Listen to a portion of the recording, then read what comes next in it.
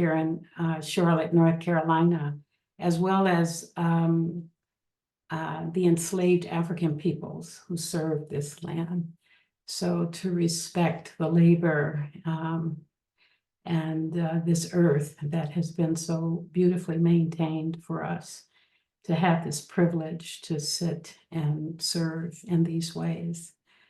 So I welcome you, and it would be so lovely if you were willing to kind of put in the chat where you are. I know this is a global Sangha, which is so precious and rare actually to be able to participate in. So it would be lovely if you were to include that in the chat so I can get a feel for how large our community is here today. And welcome, welcome, welcome. You're all welcome here. I wanted to start off by telling a story. And it's a story that I first heard from Michael Meade, who's this beautiful soul and mythologist that I've studied with over the years. And he tells, he offers his wisdom up in the form of stories. And it just seems to me that when you dig deep enough into wise stories, you find this thread that really speaks to a lot of our hearts, and especially at this time. So I'm going to read the story and then talk a little bit about it and then invite your engagement around it. So just get comfortable and I'll read this to you. So it's an odd beginning in which it doesn't say once upon a time. It starts with this time, whatever this time mean to the person hearing it. And let's just say every human born is always looking for knowledge. And as it turns out, the real knowledge is available in a cave that is nearby here. They always say that here. And the strange thing is no one ever makes it to the cave. Everybody now rushing this way and that on highways and byways, and even internet highways. And no one makes it to the cave, the place where the knowledge we're looking for happens to be. But if you found the cave, inside the cave, you would find an old woman. And the old woman is sitting in the cave, and she's weaving the most beautiful garment that anyone has ever seen. And she has been working on it for a long time. And because she wants it to be so beautiful, she's making the hem of the garment out of porcupine quills. And in order to weave them into the garment, she has to bite down on the quills to flatten them. And she's been biting down on quills for so long that she's worn her teeth down to where they're just nubs sticking above the gums. But still, she keeps weaving this beautiful garment. And every once in a while, she has to stop weaving and go to the back of the cave. And in the back of the cave, there is fire. And some people say that this fire is the oldest thing in the world. And hanging over the fire is a cauldron. And in the cauldron is a stew that includes all the seeds of all the plants and all the bushes and all the grains and all the fruit trees that have ever been grown on earth. And if she doesn't go back and stir the soup of all the seeds, then the fire will get too hot and it will burn the seeds and we won't have the natural world. And so she puts down the garment and goes back to stir the seeds. But while she's moving slowly to the back to stir the soup of all the seeds, a hungry dog suddenly appears, and the hungry dog sees a loose thread of that beautiful garment, and it begins to pull on that thread. And he keeps pulling until the whole garment is unraveled and nothing is left but a massive mess lying on the floor of the cave. So that when the old woman comes back and she sees all of her work turned into chaos on the floor, she stands for a minute to consider. And then she sits down. No one knows what she's thinking or what she might say about it. But eventually she picks up a loose thread. And as soon as she picks up that thread, she sees the image of a more beautiful garment that she could weave, an even greater garment. And she begins to weave that new garment out of the chaos of the previous garment. And as the elders say, and a lot of people say, damn that dog for unraveling everything. But they also say, and wisdom would say, this world has to come apart once in a while. Otherwise, it will come to an end altogether. Because the old woman is the old woman of this world, the one who is manifesting the world, if she ever came to the end of the garment, it would be the end of the world. Therefore, be thankful when things fall apart. And when you have the chance, calm yourself, look at the chaos, pick up a loose thread, and help the woman who is weaving the world again and again. And the story ends, but does it? So this is a small story, yet it carries many layers. And you don't need to grasp the whole tale. Rather, it's more about letting one detail about the story that strikes you be your thread. And this detail becomes the thread or something we can follow back into ourselves to more deeply understand. This story has an odd beginning in which it doesn't say once upon a time. It starts with this time. So what is it about this time that we're living that speaks in this story? This time in our lives where noise is everywhere. We have the puppetry of politics dressed up like clowns and theater. We have public violence, fragrant racism, global wars. We're navigating in our day-to-day walk, many of us are, the swings and whiplash between corruption and innocence, clarity and cruelty, wisdom and irrationality, kindness and wickedness. This threat of the outsider who we consider our neighbors. And we're navigating a sense of distance and intimacy with each other, receptivity and force. Our screens are flashing and headlines are screaming. Social media is a marketplace of emotions where fear sells fast and our attention is the price that's being paid. So in this swirl of intensity and outrage that many of us are facing, we can be pulled into believing that we're strangers and that we're divided.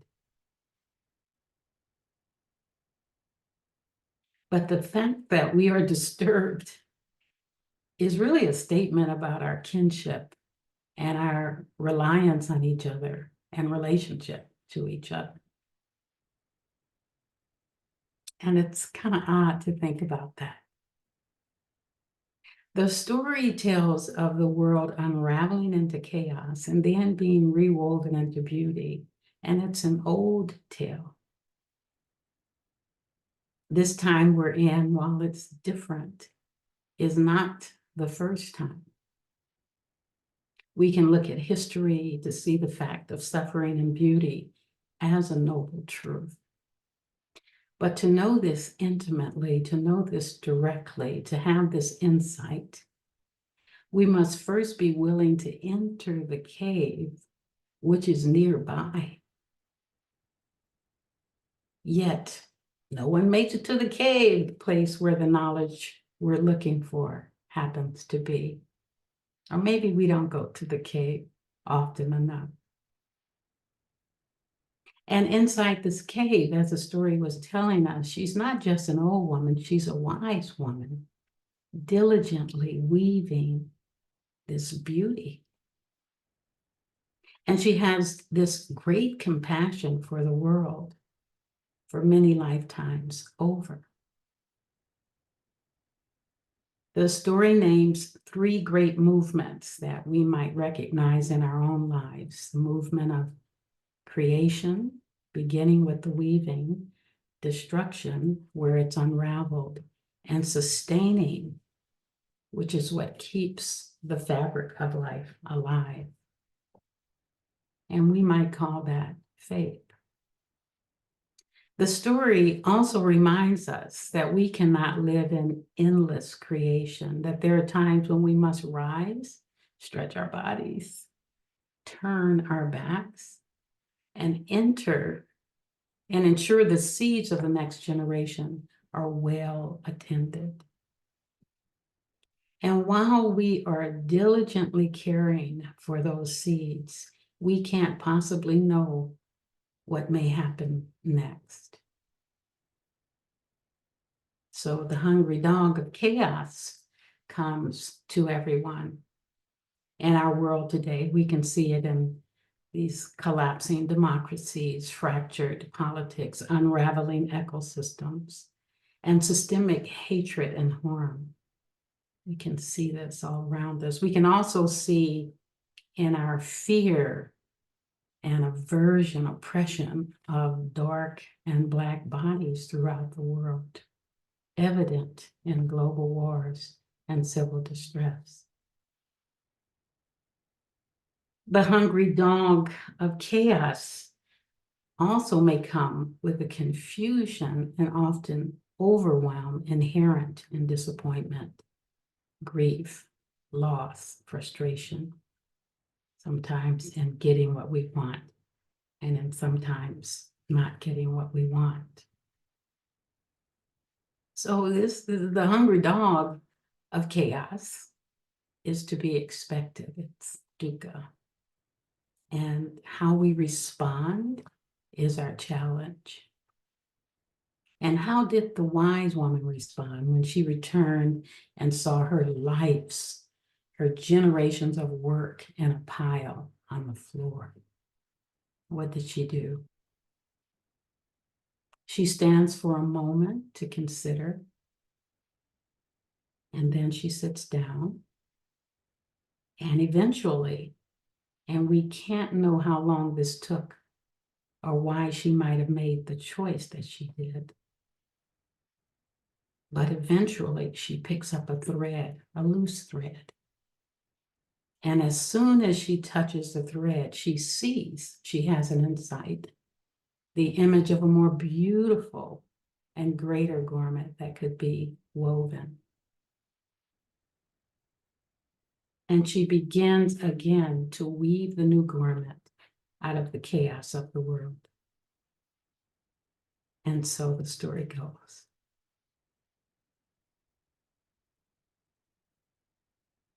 So the question to ponder is, how do we meet the unraveling, knowing it is to be expected, knowing it is a part of nature and culture alike? And what role do we play in turning chaos into beauty? Nelson Mandela writes, when we can sit in the face of insanity or dislike and be free from the need to make it different, then we are free. And in the Satipatthana Sutta reframe, the Buddha says one abides, established in the four foundations of mindfulness, one abides diligent, clear knowing, and mindful, free from desires and discontent in regard to the world. So I don't think Venerable Mandela and the Buddha are saying that we stop weaving and stirring. It has more to do with how we understand and embrace suffering and disappointment and beauty and begin again and again.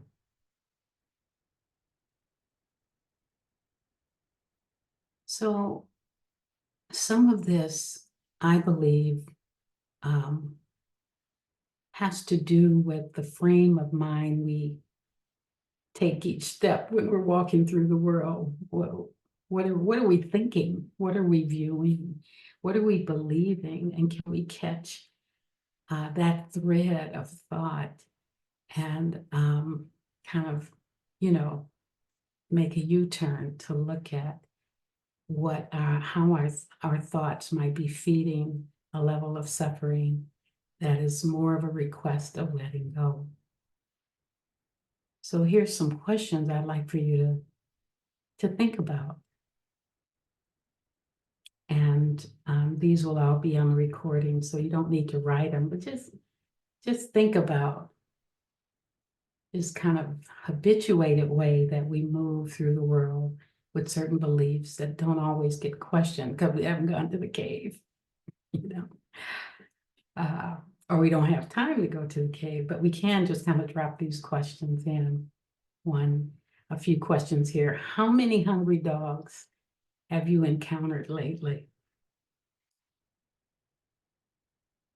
And how are you relating to this chaos? How do you brace yourself from the harsh blows of life? And at what cost? Maybe the cost is biting your teeth down to the nubs. I don't know. What are you believing or convinced of when you find yourself triggered or kind of caught or snagged? What stories are you telling yourself about who should have known better? Are you taking what's happening as a personal experience? You might ask, have people before me felt this way? And where else in the world are people feeling similarly gripped or contracted?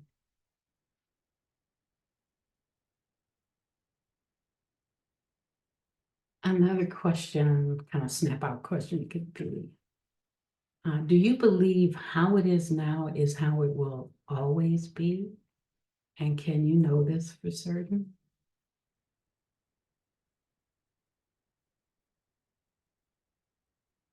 Are you insisting that this situation be other than it is right now in this moment? And is that possible in this moment?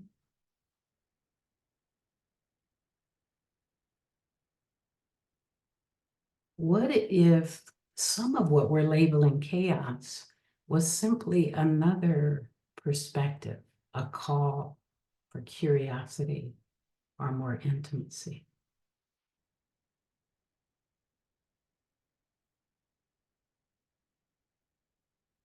And where in your body do you feel most contracted or restrained?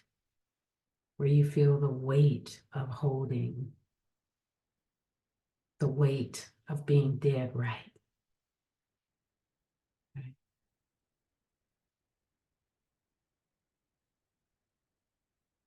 And what or who do you need to let go of? And, in order to breathe more deeply, more freely, in order to begin again.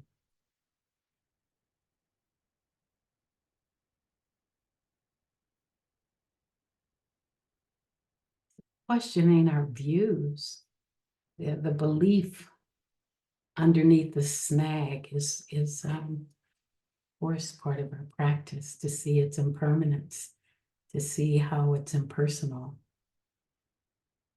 to see the dukkha for what it is. The Buddha tells us that suffering is to be understood, the cause of suffering is to be abandoned, the release of suffering is to be realized, to be directly experienced. And there's a way to do all this through the path that our practice represents, the Eightfold Practice, Eightfold Path. And we're taught, which I truly believe, that we don't do this practice just for ourselves. Our practice belongs to the world.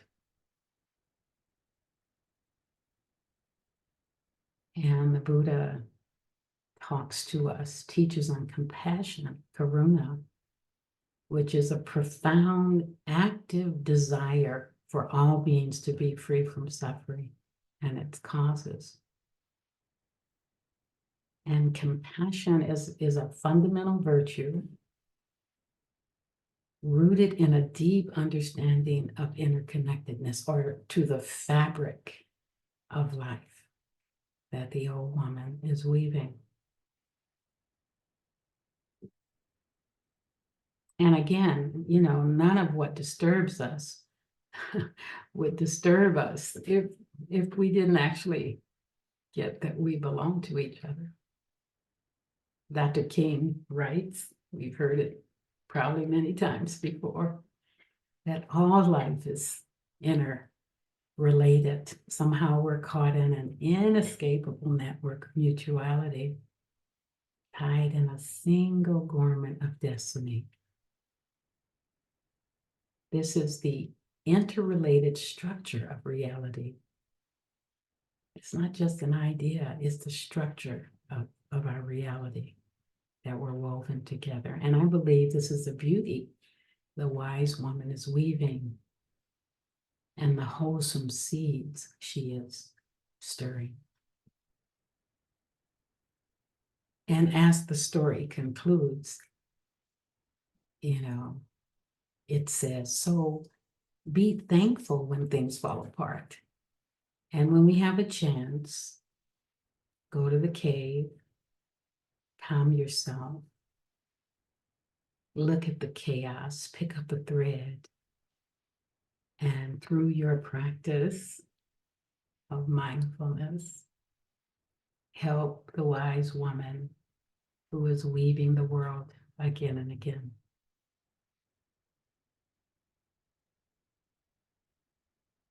So this is what I wanted to offer as a way of looking at how we return to love again and again. When I first submitted this description, I thought, oh, forgiveness makes sense. But when I look at the world and ask my own heart what's on top, and what we're facing, so many of us at this time, the ground of love and compassion and making space in our heart seems to be the cry, if you will. And this sense of not belonging or being in it alone, or feeling kind of lost and numb, or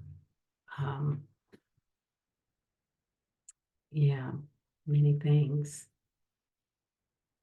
We're really not alone in it. It just feels that way. So what I'd like to do now is invite you into just a small group to touch in. And I want you to explore a question, kind of share what is your thread uh, that you are picking up, or the seeds you're tending right now at this time.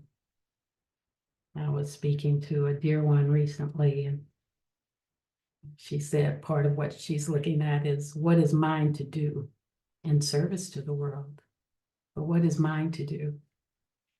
So I just want you to give each other a few moments to just share how the story landed, what your sense of a thread is for you. And maybe you don't feel like sharing when you're in the small group, but what I would like for you to do is be there and just support the other people that are there. Just listen, hold space and heart for them. And we'll only do this for a few moments. And then we'll come back and have a Q&A, or then we'll do a guided meditation. I'll have to see what wants to happen. Okay. So I'm thinking, Caroline, that we could be in groups of no more than 5 and have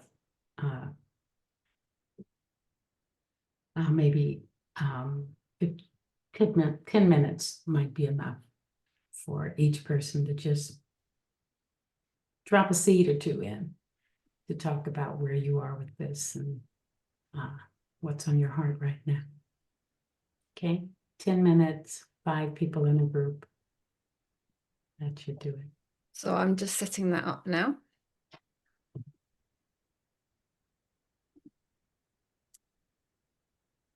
Okay. Okay, so I'm going to open all the rooms now. Thank you. We'll see you back soon.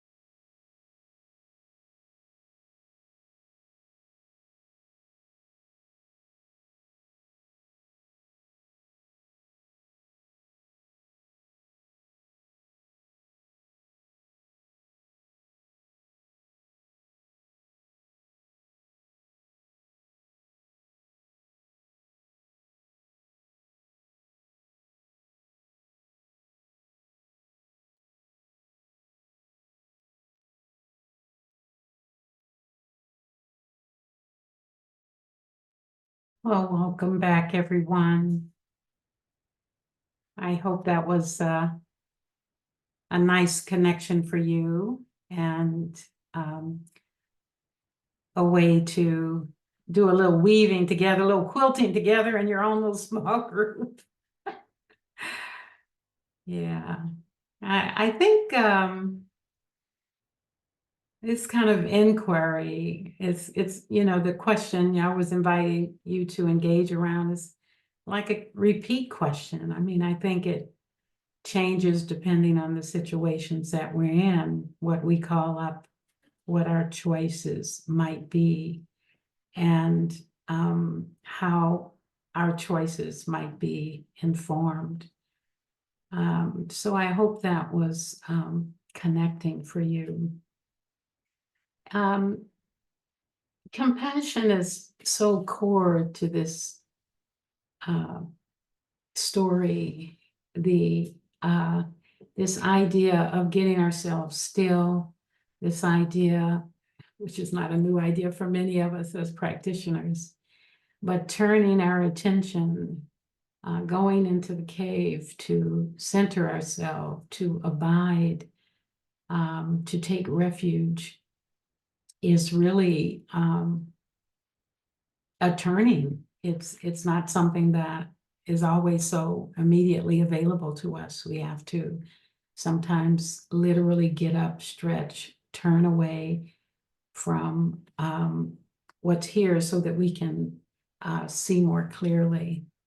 And there's a lot of things that can block our compassion these days. We get bumped and bruised, and there's a lot of ways the people I'm working with feel like these times are pretty insane. And just to find a sense of ground in the midst of it, and the challenge to keep our heart open in the face of it can feel very overwhelming.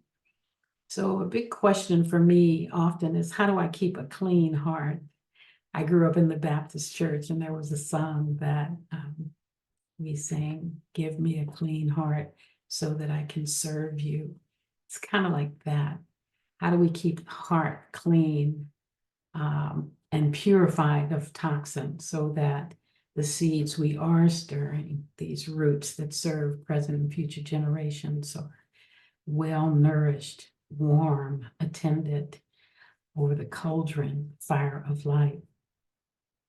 So I'd like to invite us into a meditation to look at how we kind of take an anticoagulant to have the heart be freed up of any clogs and snags or congestion that might be there based on how we are viewing or how we are in relationship to what life is throwing to us these days. So I invite you to join me and to get comfortable in your seat, on the floor, however your position is for now. We'll take some time here.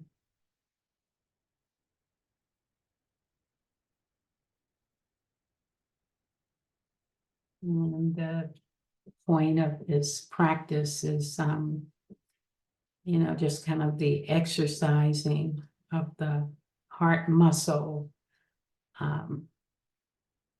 letting go and releasing as an act of compassion, and as also a way of kind of being with the harmonics of humanity, how we harmonize with something beyond any sense of short-mindedness or self-interest. I'm speaking of an expanse here. So let's establish a sense of stability in our seats and mindfulness. I might invite you to, as you sit on the earth in your seat, connected to the earth, to just sense into the space that's in front of you. You might want to close your eyes or lower them. Just sense the space that's in front of you.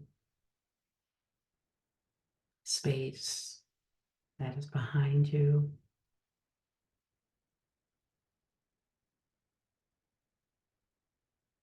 Space on the right and the left of you, above and below.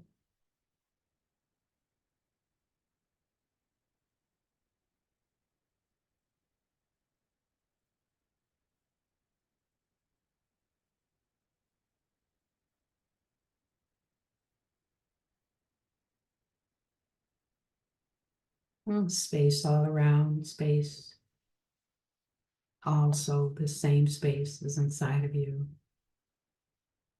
beyond the walls of where you are.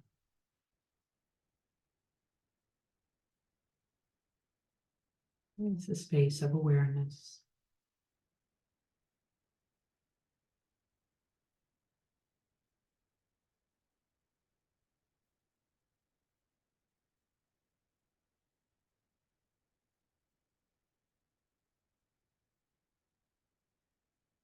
And begin to settle your body in your seat, soften the body in the seat. Sense the body as a stable presence with you here and now. Relaxing, the body is foundational to any insight practice.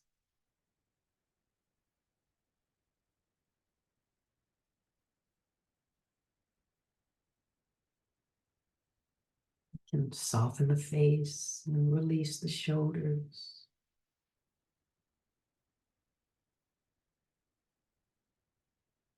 And invite a softening in the chest and in the upper back, belly and lower back, and the hips. And as the body relaxes, tension and softens.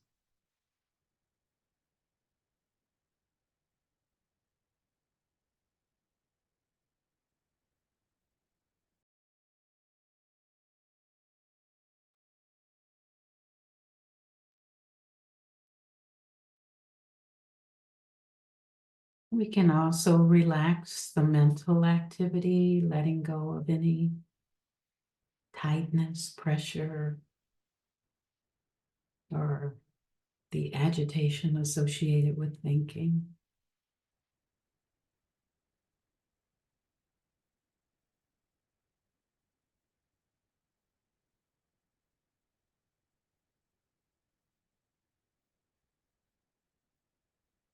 Now connecting with the breath,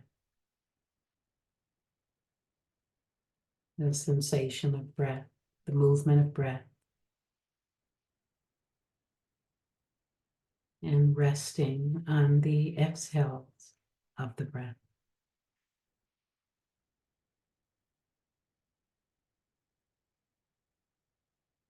And pausing in that moment of spaciousness at the end of each inhale and exhale.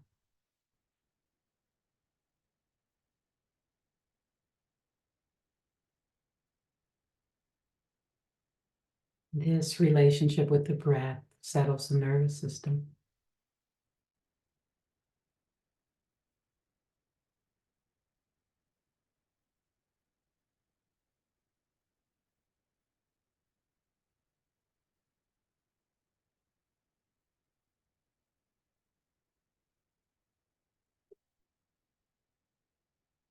And as you continue to settle in the body and the breath, you might notice a subtle hum or vibration just beneath your skin. And just softly notice these sensations.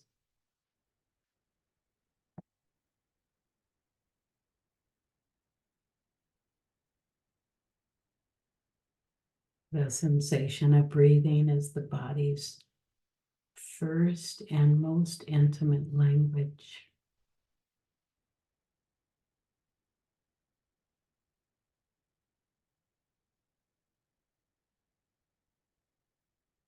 Yeah, you can relax here in this quiet intelligence of the body, not through effort, but just through awareness.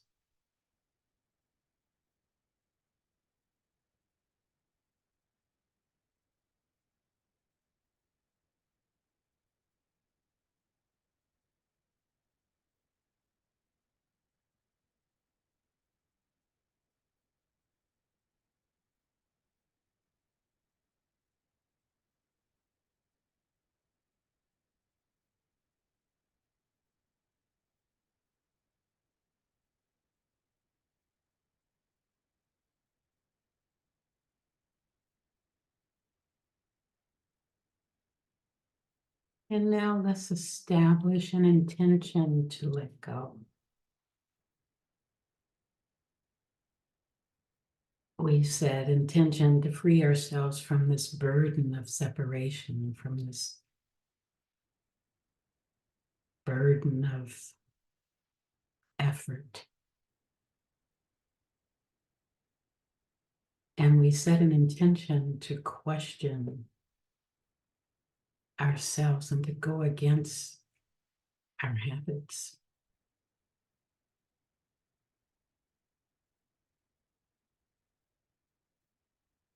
And take a moment to affirm your sincere wish to be free from strife, from fatigue, from dis-ease that you carry,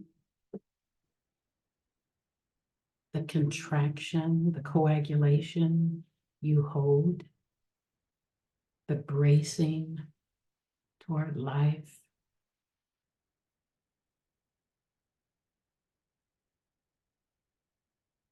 You can set an intention to let that go for now, knowing it's not a permanent state, but we're inviting this ease in this practice.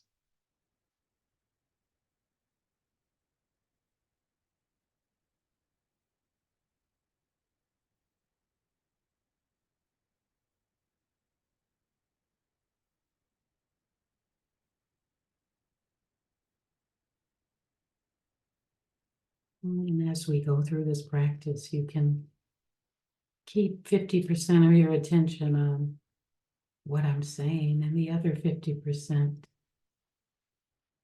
on your body and your breath. Staying soft and receptive.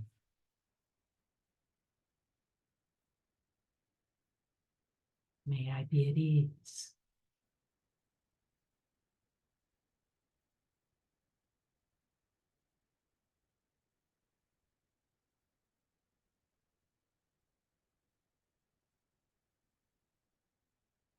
And now I want you to ponder the piles of chaos that you face in your life right now.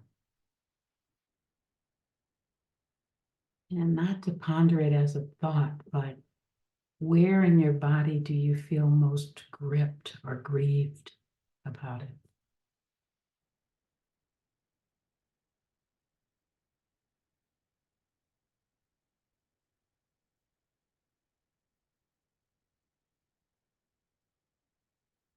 And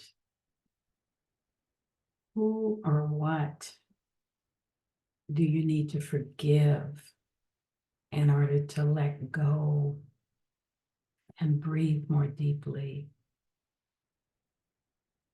more freely, so that you can begin again?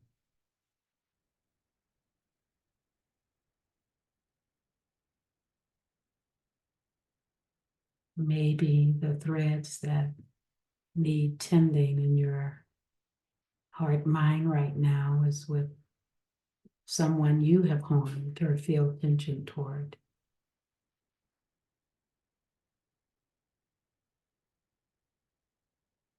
You might bring them to mind and see them.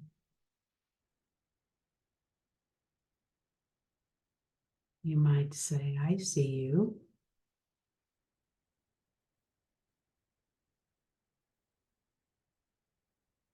I acknowledge the harm I have done and the tension I carry toward you.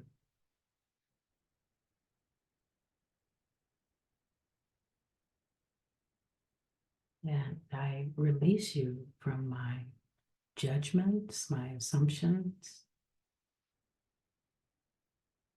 my fear and bitterness and need to control you. I release you.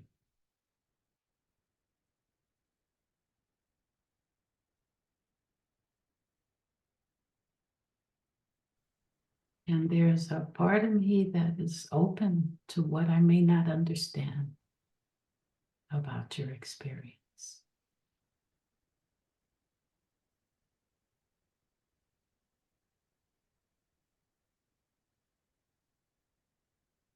I honor your humanity. I wish you well.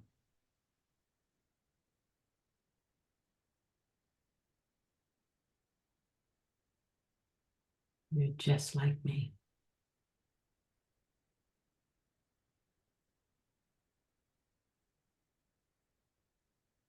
Take a little time here and feel your sincere wish to be free from this in this moment, at this time. Notice how this offering changes your experience. Notice what's happening and what's changing inside of you. And just imagine their life being safe and protected from harm.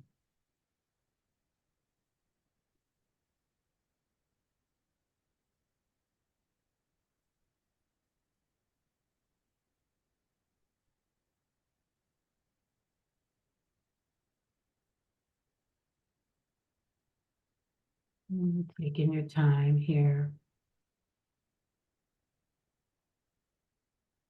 staying with your breath and your body as a comfort, as a refuge.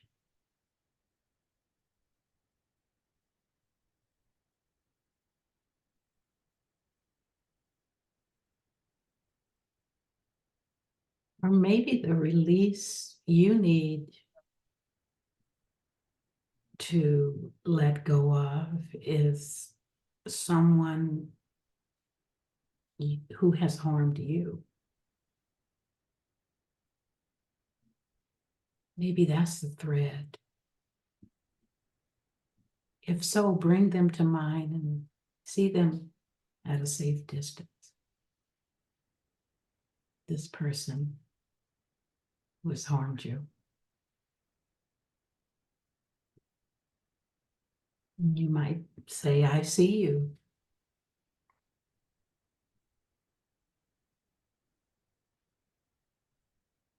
And I acknowledge the harm you have done and the tension I carry toward you. I get it.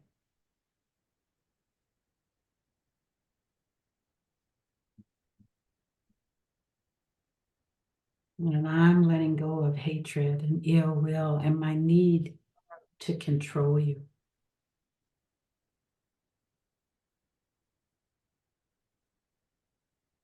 I release you from the harshness in my heart, my assumptions and my projections of you, the narrow way that I see you.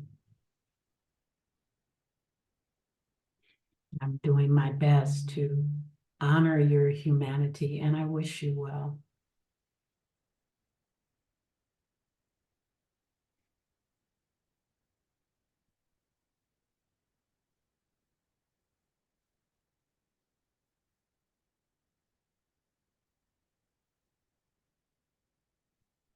Being at ease with this. Imagine their life being safe, protected.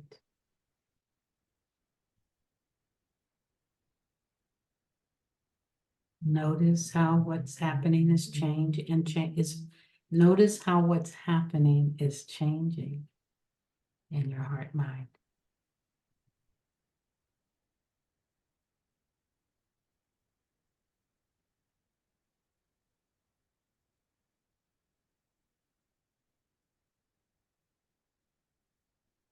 You can let this person just gently fade away.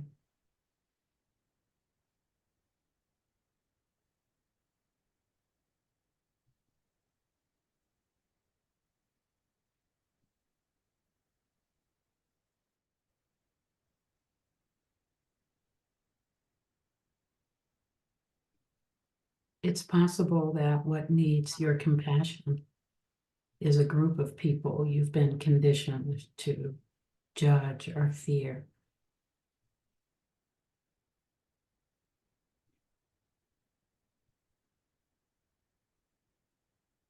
You know who they are. You can bring them to mind.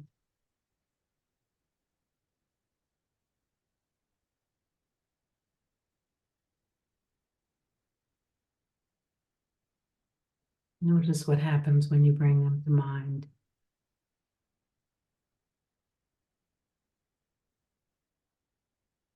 You might say to them, I see you.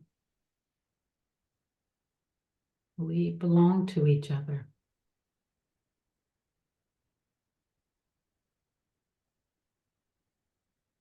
I care about the harm you have done and the tension I carry toward you.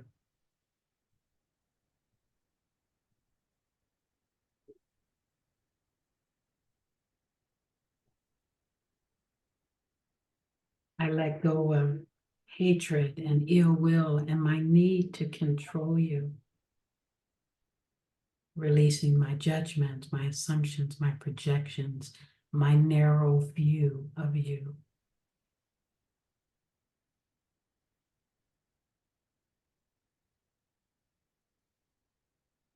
And you might say in your mind that while I continue to weave the world and stir the seeds of well-being, I also honor your humanity and wish you well.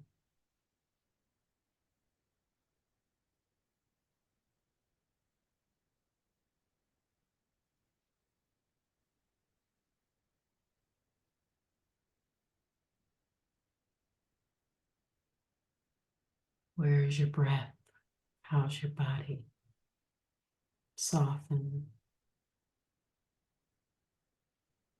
rest.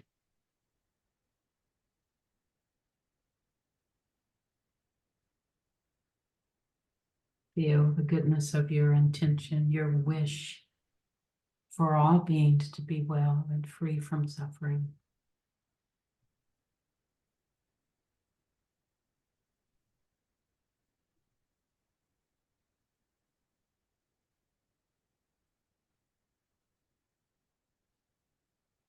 And let them fade for now.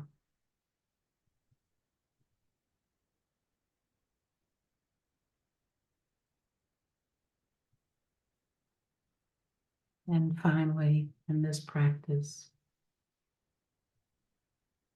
what is very likely to need your attending and stirring is an aspect of yourself that you hold harshly or feel disconnected from.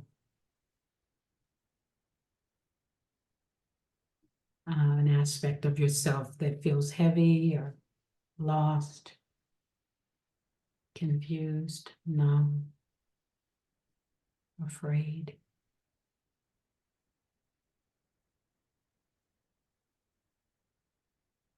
Imagine this part of you being very close, even in your arms.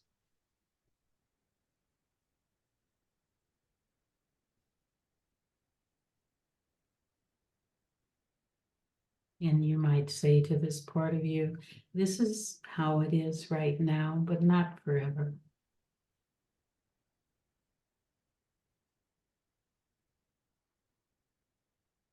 May I see the world with quiet eyes.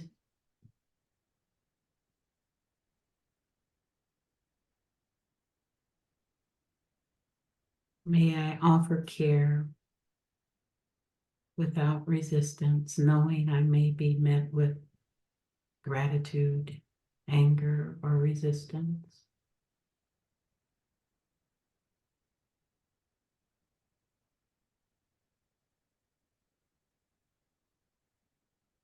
May I offer love knowing I don't control the course of life, suffering, or death.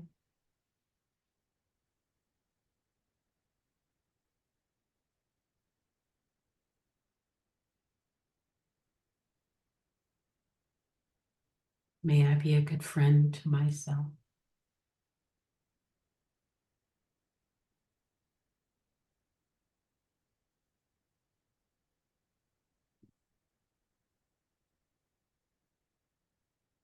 May I have the strength and insight to meet the world with care.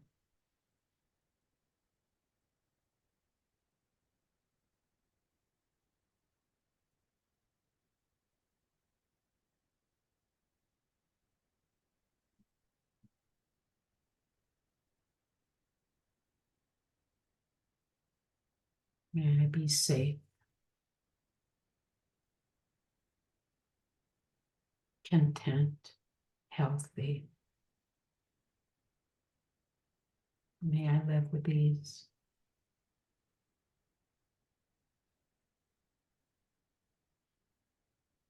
And we'll take another couple of minutes just to have you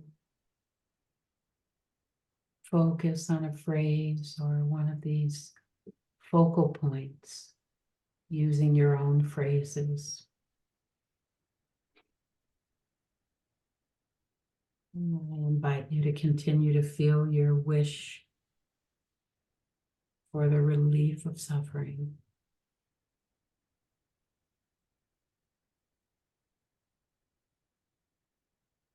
For all beings, without exception.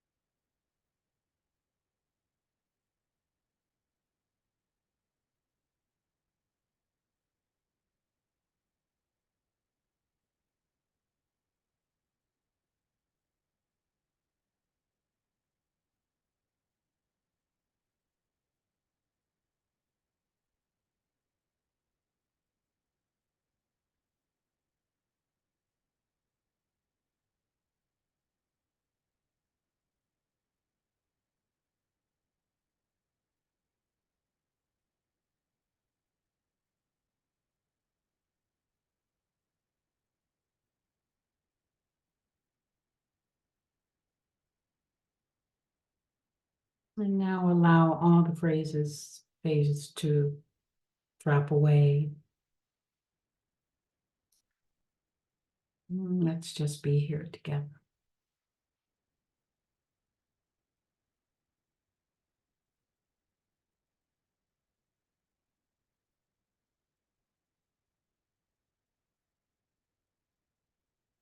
And as the wise tale concluded, it says,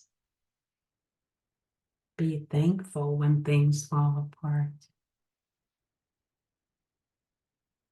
And when you have a chance,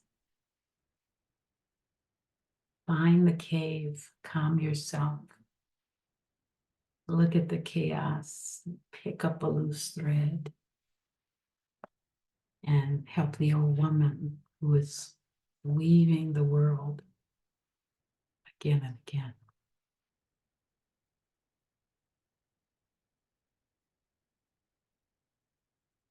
So I'll call us all back together.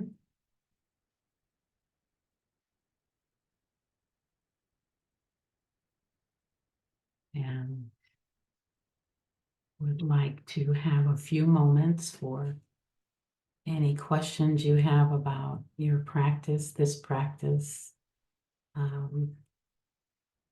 any insights you want to share or ahas for you are welcomed at this time.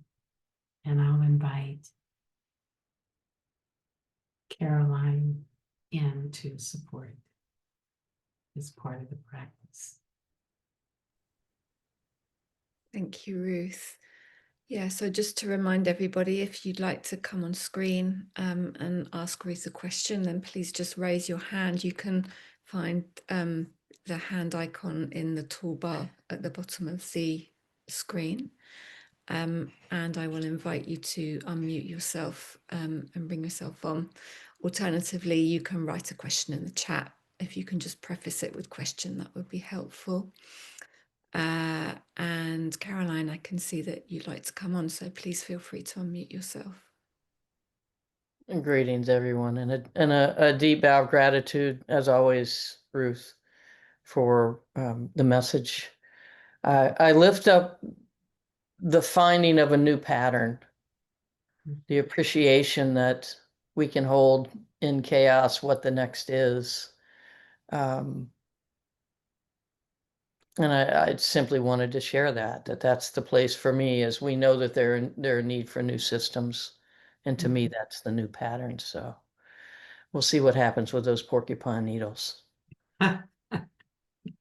Very good. It's good to see you. See you again.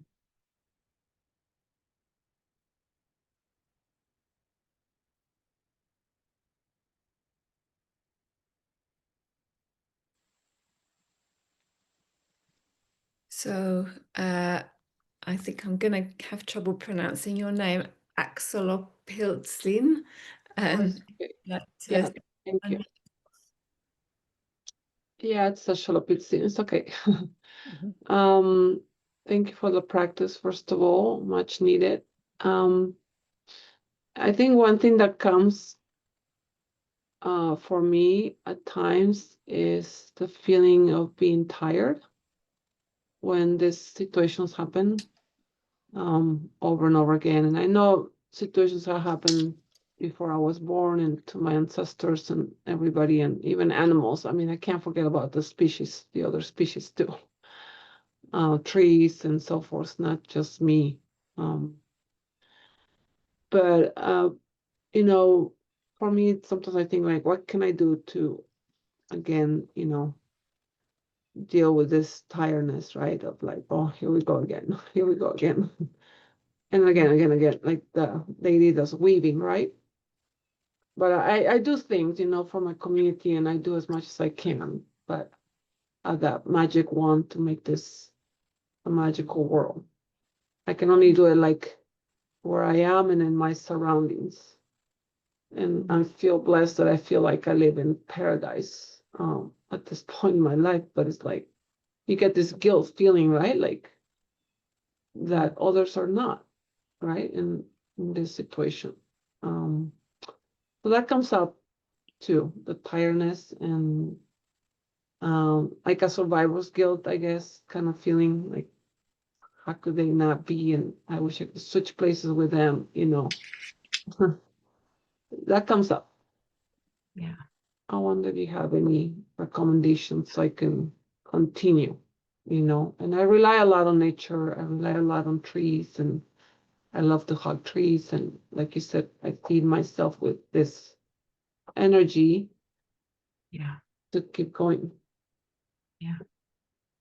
Yeah. Thank you for that. Say your name again. I'd love to be able to pronounce it. Yes, it's Asholopilsi. I usually put the phonics here. I forgot today. Ashalapitsi. Ashalapitsi. It means little venerable axolotl. It's a new name I just got last year. Okay. Well, thank you. And thank you for your question. I don't think you're alone in that. And what I hear mostly is your compassion speaking, your compassion for the world. And it is a mighty time. And there is a lot, funny, one thing I think sometimes is that there's a liability being aware, because then you're kind of seeing all of it and feeling all of it. And one of the teachings that I rely on is when we feel fatigued from compassion, then we want to call up a wisdom principle. And when we are clear about what's happening, sometimes we need to call up compassion principle. And it sounds like nature is definitely a piece of refuge for you. I would also encourage you to get rest. It's hard if the woman in the cave is weaving, stirring the seeds. It's hard to realize immediately that what you're doing makes a big difference. It can feel like it's not enough, right? It can feel like we're, I'm privileged. I'm in this cave. I'm off on retreat, right? Or I'm doing something. But those are mighty somethings when you are tending intentionally and sending prayers and offering metta, and resting is also what do we want to call it? A way to meet the world, grounded, rested. So it's a lot of things in our conditioning that says, we shouldn't have this privilege. There's so many other people suffering, but there's people suffering. There's people praying. There's people weaving. There's people on the streets. There's people in caves. And it's hard to see how all of these things, how a lot is happening. And it's just a funky ride sometimes. And it just sucks sometimes, right? But it's not all the time. And we can look at the moments when that's peaked, like your fatigue is peaked, where it just doesn't feel like you can do anything else. And also notice those moments of beauty when you're in nature and you have the tree at your back and you can smell the fragrances and be nurtured by the animals. All of this is part of stirring the seeds. The world needs your wisdom and your health, so it's really important the fatigue makes sense, and it's important to make sure you're well rested so that you can keep doing what must be done. So I just want to affirm the realness of that. Turn down the volume of the guilt of it, turn up the volume of getting rest and renewal and offering what you can. Yeah. Hope that's helpful. Thank you. Cynthia, would you like to come on? Thank you. Ruth, thank you so much. I live just outside Washington, D.C., and had the pleasure of doing a day-long with you 7, 8 years ago with you and Hugh Burns. So it's just wonderful to hear you and receive your guidance. What came to mind when you were doing the guided compassion practice is another compassion phrase, may I be healed, or may I find healing, and may you be healed, may you find healing. Because I really think that, I can see it individually and collectively. There is so much, I don't know, pain, feelings of being left out and not heard and seen. Sometimes I have to really look below the surface, even with the most grievous things that are happening, or that I have experienced in my own life. So that's just what came to mind for me, and I thank you very much for today. Yeah. Thank you. Beautiful. Those are beautiful additions. Thank you.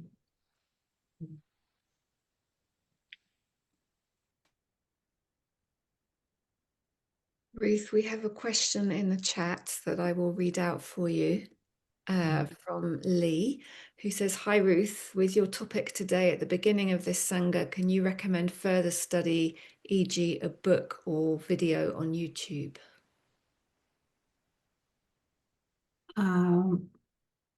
A book or video of I think he's anything in particular? I think he's referring to the topic of forgiveness, which was the title of the session. Oh, okay. I would have to think about, there's one that I'm thinking of, but it's not coming right up top of mind. So what I could do is look that up and provide it so that it can go out in the notes. We A can note post, specifically on forgiveness. we can post that underneath the recording. Yeah. Fantastic. Yeah. Yeah. And yeah, the Brahma Viharas is kind of the broad category of that this forgiveness piece is kind of tucked under. So it's yeah, I've often coupled forgiveness practice with metta, forgiveness practice with compassion, because it kind of unsticks the heart being stuck. So sometimes the references could be the Brahma Viharas or loving kindness and compassion. And in my book, I have a section on forgiveness in the Mindful of Race book where we are looking at that directly. So I'll look into a couple of resources to share with you.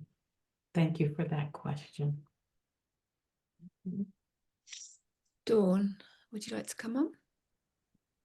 The first, well, thank you so much for this opportunity to sit with Ruth King. I've wanted to for a long time. The first part of the story spoke very directly to me. I felt like I really connected with that. But I have to admit, I don't know, I don't understand what stirring the seeds means or represents. Can you give me an example in real life about what that means? Yeah, I can kind of put a spin on it because I think there's lots of spins that could go on it. I would say it's tied to our intentions. It's tied to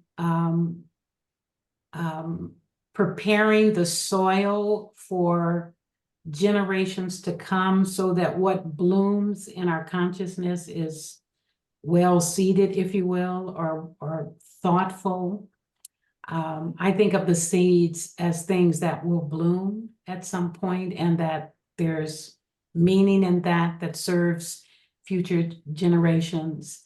So I would associate it more with life going on, being well fed with good intention and goodwill.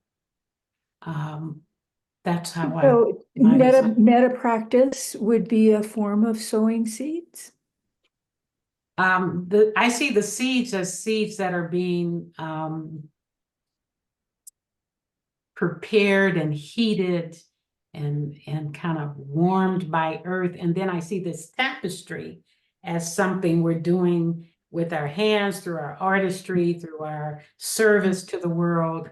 And the seeds I would associate with how consciousness is actually being nurtured for the future generations. Okay. So I think it's not meant to be a literal thing so much, but you know, more like a bit of a dance to play with around that. But that's what I think that's a great question, and I think that's how I would associate it. Yeah. Thank you. Yeah. Thanks, Don. Anything else before we come to an end here? I hope you enjoyed that story. It's one of my favorites. Yeah. So maybe this is a good time to just close our time together and offer the merit of our effort, our care and attention to